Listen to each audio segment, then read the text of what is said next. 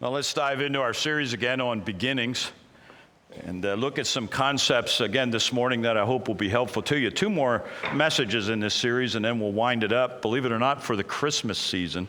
Thanksgiving and Christmas fast approaching, right? So we'll wind this up. But I want to talk to you today, and I want to get you to think with me. I really do appreciate the responses that I get, the text messages, the emails, and the questions and the conversations that we've had, because what I try and do when I speak is try and really get you to think. Because I don't want to come in here, the tendency is just say what you want to hear, but we want to think outside the box sometimes, correct? And just to understand what we believe. And then, of course, in this series, I think it's critical for you to catch some of these concepts, because I think you as an individual are going to deal with this as you talk to people. So we've tried to take you through concepts and series. I dealt with it this past Friday night. I did a funeral. And at this funeral, this particular individual that died was hit and killed by a car.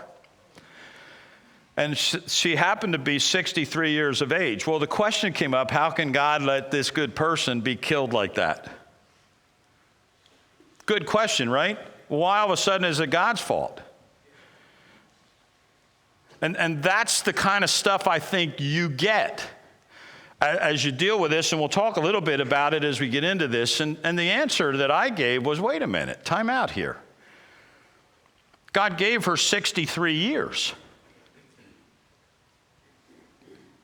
Isn't that gracious of God to give 63 years? Truthfully, it's gracious of God to give us one day, because he owes us nothing, right? Okay, he owes you a cupcake, right? What do you want? You got out of bed today, didn't you? You did, right? I mean, you're here. Did you need any help getting out of bed? You got dressed today. Did you need any help getting dressed? That's a good day, right? Got out of bed, didn't need any assistance, got out of bed, took nourishment, and got dressed all on my own. That's a gracious God, don't you think? To give me that. You see, we think in terms of he owes me that. No, he doesn't. So I want to look. Let's go into this. The truth that we looked at last week that we talked about was what was lost in Adam cannot be restored by Adam or mankind. What was lost in Adam, Adam can't restore. So I want to come back and pick up on this today, and I want to take it a little further. The inability of people to keep the law was not something that came at the fall. That's an important truth to understand. It actually came at creation. Now, that's going to create questions for you. And this was somebody, we were texting this week and in conversations this week over this, because what happens now is people are going to blame evil on God. Because if God gave, the inability was built in at creation, then whose fault is it that Adam and Eve sinned? And the answer to that is what? Whose fault was it that Adam and Eve sinned? Thank you.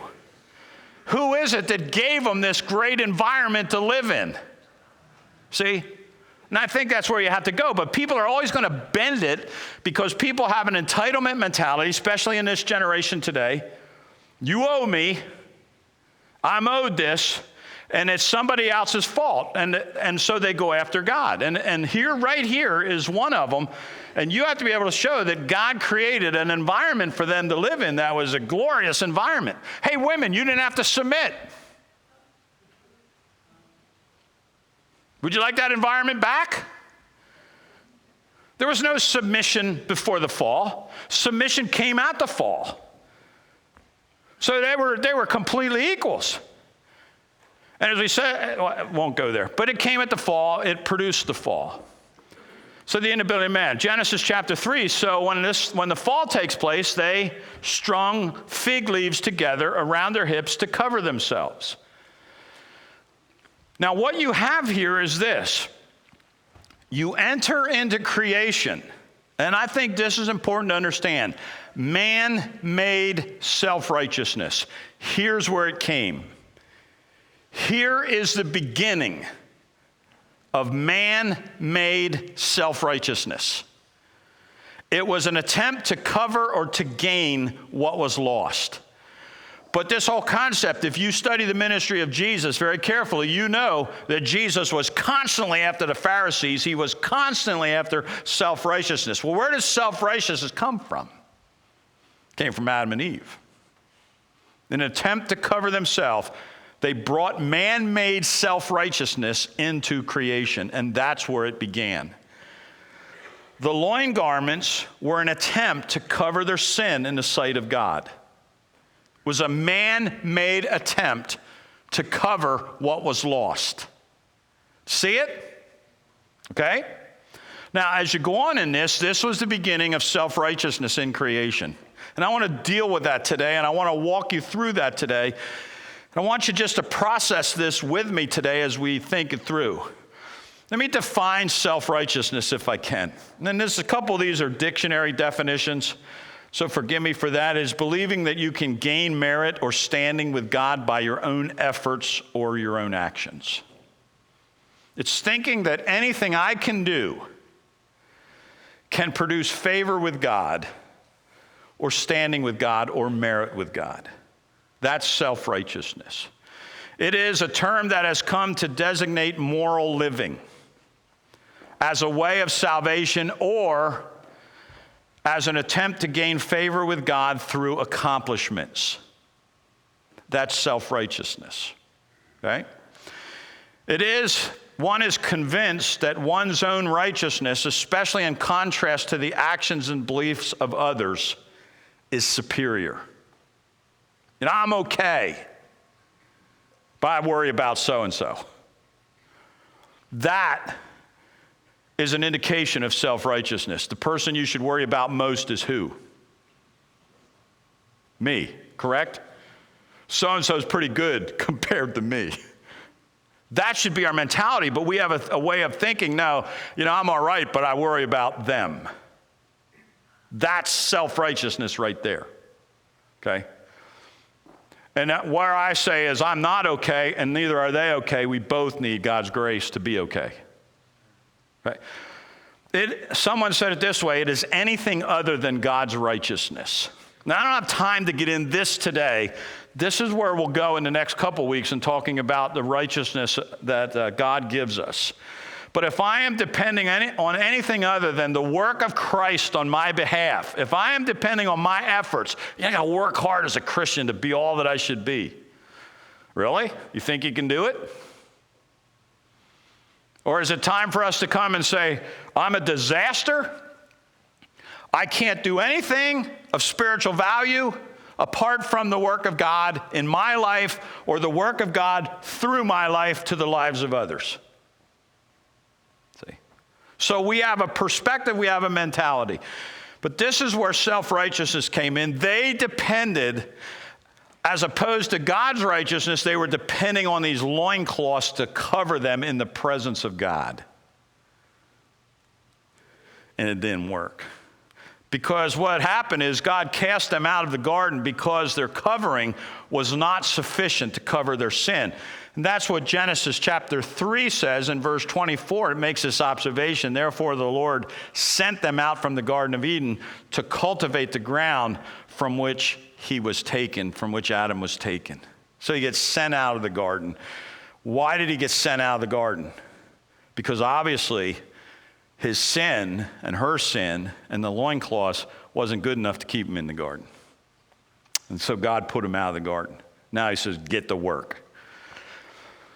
And so what you have here is the attempt. Their coverings, their loincloth, the fig leaf, if you would, reveals that they knew they were not in right standing with God. See, why did they put those loincloths on to begin with? Why did they even think they needed it? Because in their heart, they knew. Just like us, every time we sin, we know, right? We know we shouldn't have done that. That's how they were. That's exactly how Adam and Eve were. They knew. And the loincloth, the covering that they put on, simply reveals this. They knew that because of their activity, they were not in right standing with God, and they knew They needed to do something. That was their thinking. And so they put together these loincloths. And of course, when the Lord came, he says, why? Now, covering themselves is there a man-made attempt. It was a man-made attempt to be in right standing with God. And my proposition to you today is that's been going on since Adam and Eve were put out of the garden. This still goes on today. And this goes on in our culture, and this still goes on in our church. And I think this goes on in the broader concept of this goes on among God's people within the church. Make sense? All right. This is the beginning of self-righteousness in our world. And I want to probe that concept with you. How does self-righteousness play out in society? When you get outside the church and you get into culture, and you're dealing with people out in society and in culture, how does self-righteousness play out? Well, number one, it's the basis of religious systems. What we can do to gain standing with God. I would propose to you that other than true biblical Christianity, every other religious system is a system of works. Now, you got to think that through, because I could be wrong. But as I look at it, every religious system outside of biblical Christianity is a system of works. I was tempted to bring examples, but I didn't want to do that. I didn't want to get off on that. But I want you to think in your mind of some religious denomination. And I would dare say to you that that denomination or that system of religion is what they can do for God. Even in religious systems that would come under the guise of Christianity, many of them are works-oriented systems. And I think outside of Christianity, every religious system. That's why we say this. I don't look at Christianity as a religious system. I don't think it's a religion at all. For us to make it religion is to enter into the concept of self-righteousness.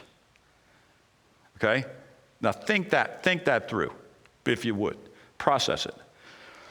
But what you have here is not what we do when we come together today. It's not what we can do for God. It's what God has done for us. And there's a huge difference. But in society, you're going to run into people that are religious people that are trying to do this and do that and do this and do that and do this and do that. And what are they doing? They're trying to gain merit standing with God. That's the culture in which you live. Secondly, in the society, it focuses on what you do for God instead of what God has done for you. We've kind of elaborated on that. It is works-based versus grace-based. Now, this is why Jesus hated the Pharisees. Say, wait a minute. He hated Phariseeism. He hated it. He said to them, you are a bunch of whited sepulchres. You are a generation of snakes. That's pretty strong stuff, right? Why? Because the Pharisees were all about what they did or what they did not do. And Jesus really didn't care for them at all. Because it was works-based versus this. None of us here, not one of us here in this building this morning are capable of doing anything for God,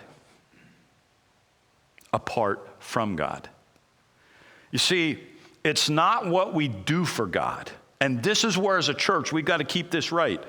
We don't come here to celebrate what we did. We come here to celebrate what God has done for us that we could never do by ourselves to gain any merit with God. And therein lies the difference between works-based and grace-based. Second thing you're going to hit in the culture, it's rules-based. I gave you an illustration last week when a number of years ago, I think at the time I was a youth pastor in the last day of school was over here at the academy here, and they got out of school, and a couple of kids went out the front, and they wanted to do burnouts, and they did. I mean, some of them did some good, they were some good burnouts out there. Parents would have been upset because you would have been replacing tires. Kids weren't thinking in that framework, they're thinking celebrate. So, okay, there's 3, 4, 5, 6 kids do burnouts out there. What do you think in here the first thing we were going to do was?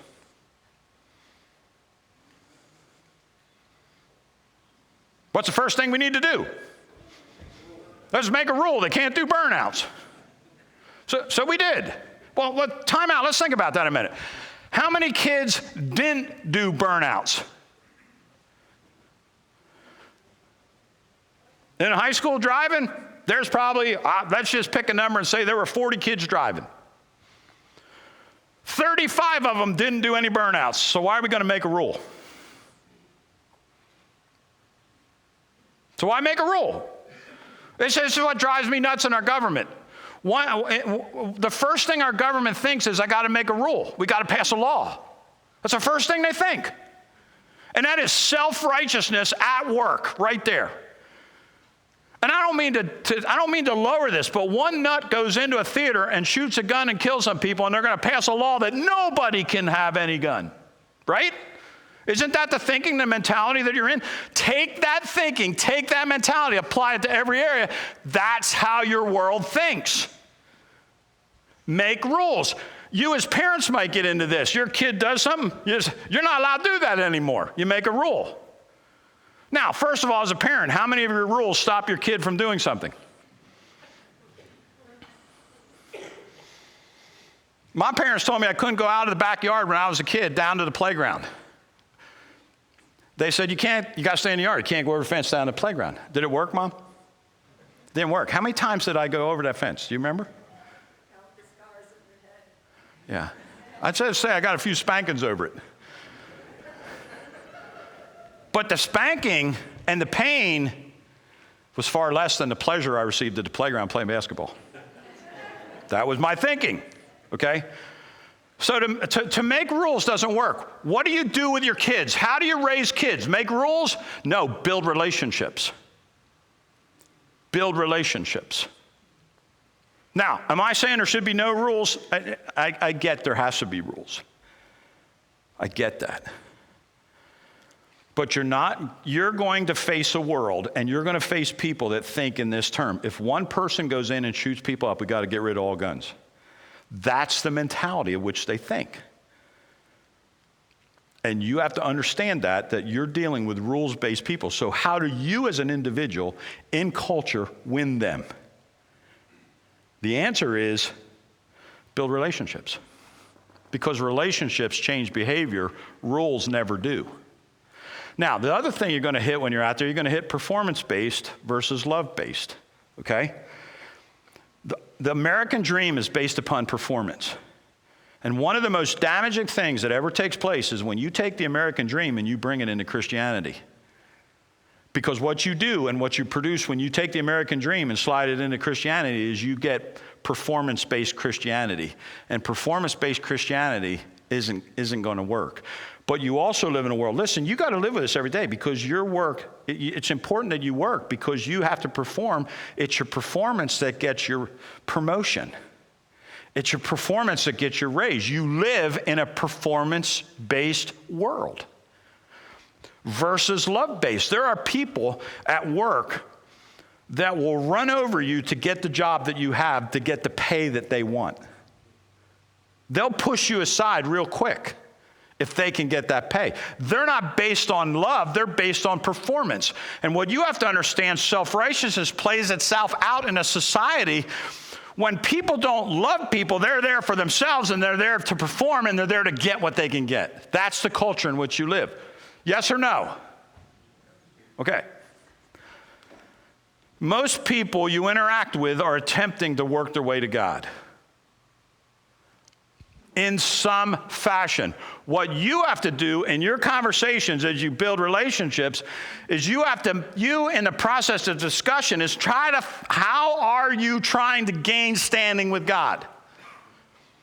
You want to probe that because that's fun conversation. I have it with a lady right now, and that's a part of the motorcycle group.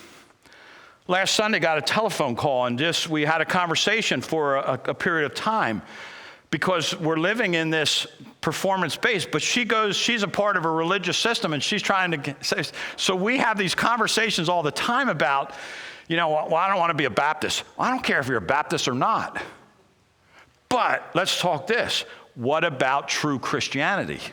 Let's take the title off it, whatever that title is, Baptist or whoever, and let's talk about what is biblical Christianity. And we were able to have these conversations. They're great conversations to get in.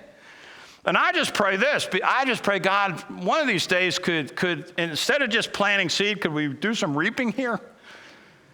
Because I feel like I've planted seed for, a period of time, and I'm just not seeing results.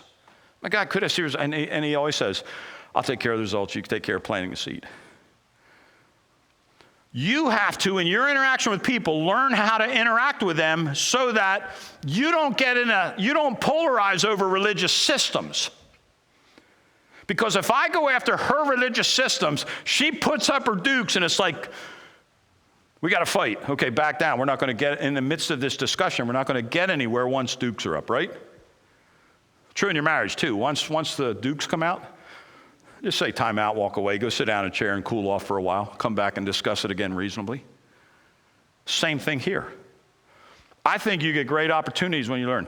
Now, the danger, and I want to take the next couple of minutes, I want to talk to the danger and say not how does this get into society, but I want to talk to you about how this gets into church, because self-righteousness is in the church, and it gets in the church.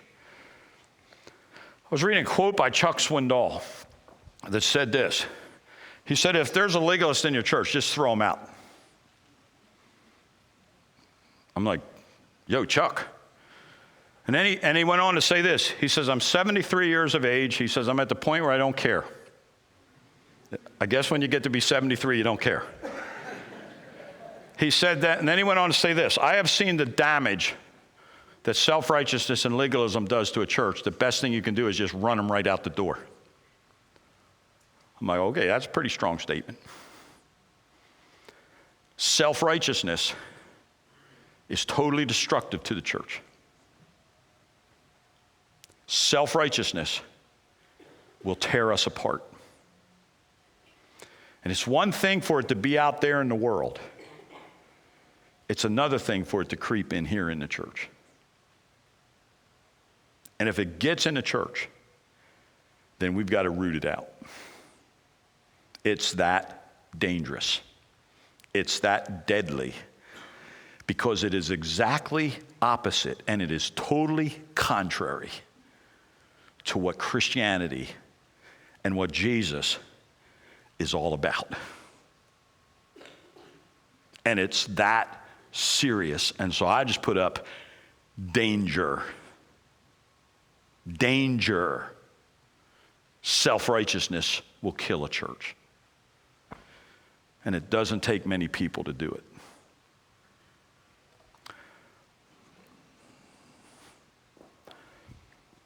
Now let's process this. I want to go to Galatians, because Galatians, it had gotten into church. I want to just give you a couple verses from the book of Galatians for you to ponder. This is what Paul wrote to the church of Galatia that was struggling over circumcision. Because what they were saying in the church is, in order to be a part of the church, you need to be circumcised. And they were adding to this, to what was the essence of salvation. So Paul in Galatians just nails it. He says in verse 1, so Christ has really set us free. Now make sure that you stay free and don't get tied up again in slavery to the law. Do you think he's making a suggestion there, or do you think he's shooting a rifle as hard as he can shoot it at us? Don't get tied up in slavery to the law.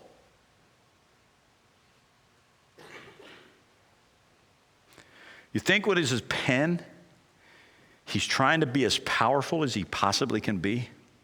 Don't do this. Don't. Do not get tied up in law.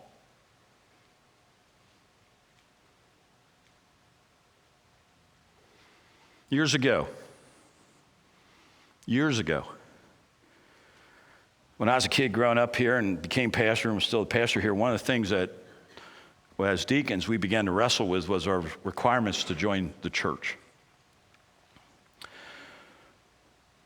When I was a kid growing up, the hippies, Mike, you remember hippies were in, and most people weren't hippies, but most of the guys grew their hair long.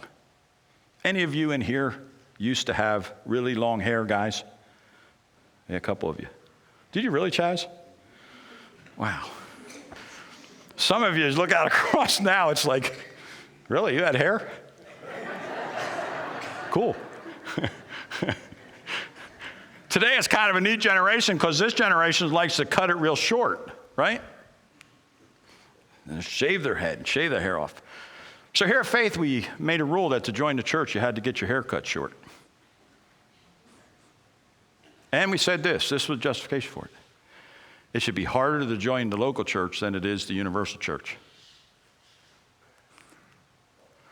Now I want you to think back about that. And talk to me and say this. We were violating that verse of Scripture, weren't we? We were in total violation of that verse of Scripture. Because the truth is this. You want to grow your hair? And you want it to be long? Honestly, what do I care? Why do we care? Well, we need to be distinct from society. And in attempting to be distinct from society, we isolated ourselves from society, and we made all these laws and passed all these laws that had to be kept.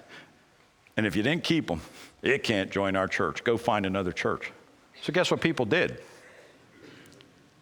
Guess what they did? Yeah. It created a controversy. Then we had to go in and say, is this really biblical? Because what we did is we tied up people in slavery to laws. Right? Now, if I can pick on us, I was a part of that. I look back and think, God, how did we get so self-righteous? Self-righteousness can creep in so easy into our lives that we don't even realize it because it comes with good intentions. It comes with good intentions. And it comes with good desires. Listen. I, Paul, not me, the Apostle Paul, okay? I, Paul, tell you this. Listen. If you are counting on circumcision to make you right with God, then Christ cannot help you. If you're here today and you think the way you dress gains you any merit with God, Christ cannot help you. If you think that because you cut your hair short that you gain standing or merit with God, Christ cannot help you. Because you are depending on your own righteousness. You are depending upon your own actions. You are depending upon your methodology to try to gain you standing with Christ. Paul says, Christ wants no part of you. He can't help you because you're trying to help yourself. And the only way you can help yourself is to come and say, I can't help myself. Christ, if you don't help me, I'm done. But you're there working away and you're there trying to do all this stuff. And Paul says, listen, Christ can't help you. That's powerful. He goes on and he says this, I'll say it again. Say it again. If you are trying to find favor with God by being circumcised, you must obey all the regulations in the whole law of Moses. Holy smokes, we're done. Because now what he did is he put on mission impossible. Remember, Adam and Eve had one law, and they couldn't keep it. And Paul says, you're going to keep every regulation put down in the law of Moses? Yeah, we're done. I'll say it again. And then he goes on and says this. For if you are trying to make yourself right with God by keeping the law, you have been cut off from Christ. You have fallen away from God's grace. See it? Do you know what Paul would do in the church of Galatia when he found the legalist? What would he do? Get them out. Get them out now. Because self-righteousness is destructive to the church. Let's go on in this danger. How does self-righteousness impact the church? Okay? The church becomes works-oriented versus grace-oriented. We become works-oriented versus grace-oriented. The second thing is we become rules-oriented versus relationship-oriented. And you guys have been great at this. Any sinner that walks in that door is just another sinner walking in that door because all of us beat you in the door, right? Whoever walks through that door, and whatever the circumstances and whatever the past and whatever their life is all about, we don't throw rules at them. We don't throw law at them. We build relationships with them. We build relationships with them. And who of us knows which one it'll be? Because people connect with certain people. Some people don't connect, other people do connect. But you guys, I think this church in the last couple of years has just grown immensely in this. Love people. Love them. Don't regulate them. Don't go rules-oriented on them. Never forget a number of years ago we used to give invitations. There were a guy that walked down the aisle to get saved, and he had long hair, and he had short pants. And I never forget when he came forward, and one of the personal workers dealt with him. He came to Christ, and people said he had long hair and shorts on. Yeah, that's good, right? One time when I was youth pastor, we were running a youth activities all-nighter thing, and I'll never forget, some lady came in. She was all upset. You could see she was making a beeline right for me when she came in. I was in the gym out back, and there was a lot of kids here hanging. They were outside. We had different stuff going on, and some of the stuff wasn't going on yet. And down here on the lower end of the parking lot were a bunch of teenagers, and they were out there smoking. And they come in, and it was one of those things. Do you know what those teenagers are doing out there? I probably say no, but I'm probably about to find out. Right? Yes, they're on our property and they're smoking. Okay, my question was, what are they smoking? And then they made this statement. I never forget this. This stayed with me all these years. We don't want those people on our property.